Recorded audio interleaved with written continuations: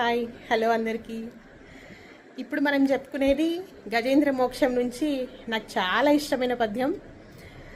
గజేంద్రుణ్ణి ముసలి పట్టుకున్న తర్వాత ముందు దాని నుంచి విడిపించుకోవడానికి తన ఛాయాశక్తిలా ప్రయత్నిస్తుంది ఏనుగు.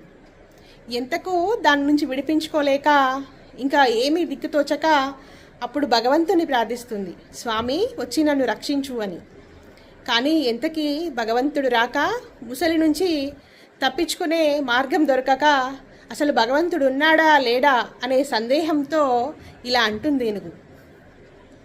కలడందురు దీనుల ఎడ కలడందురు పరమయోగి గణముల పాలన్ కలడందురు అన్ని దిశలను కలడు కలండను వాడు కలడో లేడో.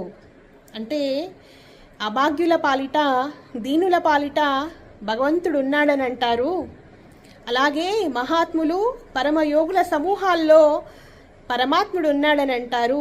అన్ని దిక్కుల్లోనూ అన్ని దిశల్లోనూ ఆ భగవంతుడే నిండి ఉన్నాడని అంటారు. మరి అలాంటి భగవంతుడు ఇప్పుడు ఉన్నాడా లేడా అని మొరపెట్టుకుంటుంది ఏనుగు.